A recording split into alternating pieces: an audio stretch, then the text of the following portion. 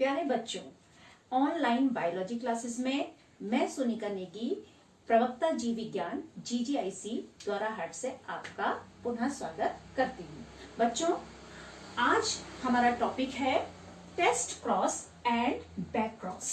तो ये क्या होता है, इसको जानने से पहले आपको ये देखना होगा कि जो हमने मेंडल के नियम पढ़े थे उसमें हमने मोनोहाइब्रिड क्रॉस देखा था, जिसमें एक जीन की वंशागति हो रही थी। तो उसी को आधार बनाते हुए हम यहाँ देखते हैं कि अगर हम मटर के पौधे का एक लक्षण लेते हैं कि उसके पुष्प का रंग, क्योंकि आप देखते हैं कि दो तरह के मटर के पौधे पाए जाते हैं, एक ऐसे जिनमें पुष्प का रंग पर्पल होता है और दूसरे जिसमें व्हाइट होता है। तो जब इनको आपस में क्रॉस किया जाता है तो पहली जनरेशन में जो हमको हाइब्रिड मिलेगा वो क्या मिलेगा, पर्पल कलर का मिलेगा। उसके बाद जब उसका स्वपरागण कराया जाता है तो 3:1 के अनुपात में आपको क्या मिलते हैं, पर्पल और व्हाइट फ्लावर वाले पौधे मिलते हैं। अब यहाँ पे क्या होता है कि जैसे अननोइंगली हम अगर कोई पौधा खेत में से उठाते हैं, हमें ये तो पता है कि वो लंबा है, वो छोटा है, या वो पर्पल फ्लावर वाला है या व्हाइट फ्लावर वाला है, ये यानी कि हमें उसका फिनोटाइप तो पता चल जाएगा, मॉर्फोलॉजिकली वो क्या है ये हमें पता चल जाएगा, लेकिन उसका जीनोटाइप हमें ज्ञात नहीं हो सकता केवल बाहर से देखने पर। तो जीनोटाइप को किसी पौधे के ज्ञात करने के लिए जो विधि अपनाई जाती है उसी को हम कहते हैं टेस्ट क्रॉस। इससे आपको पता चलेगा कि किसी पौधे का जीनोटाइप क्या है।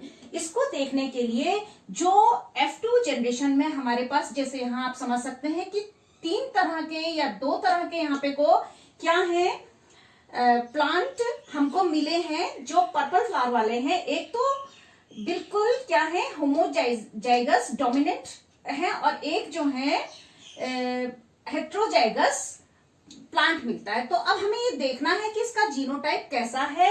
तो हम क्या करते हैं कि इन होमोजाइगस और हेट्रोजाइगस जो हमको F1 हाइब्रिड मिला है उसका क्रॉस हम किससे करा देते हैं, पेरेंट्स के। कौन से पेरेंट्स से, रेसेसिव पेरेंट्स से। जैसे आप देखिए यहाँ पे एक क्रॉस करा के मैं दिखा रही हूं कि WW ये होमोजाइगस डोमिनेंट कैरेक्टर वाला हमारा F2 जनरेशन का प्लांट है। इसका हमें क्या ज्ञात करना है, जीनोटाइप। तो हम इसका क्रॉस किससे करा रहे हैं, रेसेसिव पेरेंट। रेसेसिव पेरेंट कौन था, WW स्मॉल वाला। तो तब हमको देख रहे हैं आप क्रॉस कराने पर कैपिटल W स्मॉल w के ही सारे प्लांट हमको प्राप्त होते हैं, यानी कि 100% हमको अगली जनरेशन में अगर पर्पल प्लांट प्राप्त होते हैं तो इससे ये पता चलता है कि जो हम पौधा जिसका हमको जीनोटाइप ज्ञात करना था वो होमोजाइगस है।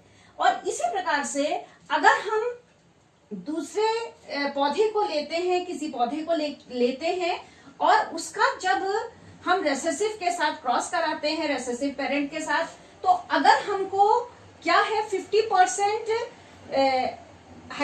पर्पल मिलता है और 50% हमको व्हाइट फ्लावर जो है अगली जनरेशन में मिलते हैं, तो इस प्रकार से हमको ये पता चल जाता है कि जो प्लांट था पहले वो क्या था, हेट्रोजाइगस, जिसका हमें जीनोटाइप ज्ञात करना था। तो बेटे ये जो है ये कहलाता है टेस्ट क्रॉस, ठीक है। और इसको आप इस तरीके से यहाँ चार्ट के माध्यम से भी दे सकते हैं। इसको परीक्षार्थ संकरण कहते हैं। तो इसमें आप यही देख रहे हैं कि व्हाइट फ्लावर्स के साथ हमने, ये हमारा पर्पल फ्लावर है जिसका हमें जीनोटाइप ज्ञात करना है।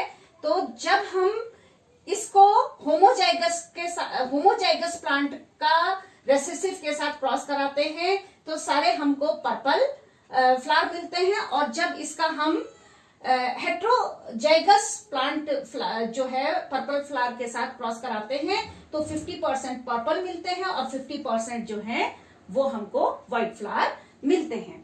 तो ये बेटे होता है टेस्ट क्रॉस। लेकिन अब हम देखते हैं बैक क्रॉस।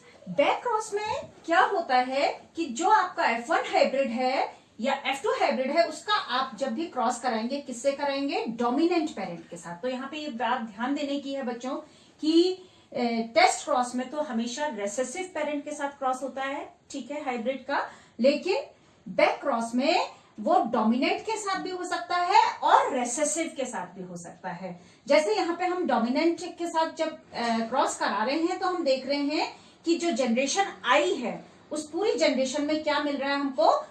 पर्पल फ्लावर मिल रहे हैं, और उसमें से प्योर जो है 50% और प्योर जो और 50% जो है वो हमको इम्प्योर या हाइब्रिड मिल रहे हैं। तो बेटा आज का आपका होमवर्क है कि what is the difference between back cross and test cross. इसका आप सचित्र वर्णन करेंगे और इसका महत्व भी बताएंगे। Thank you very much.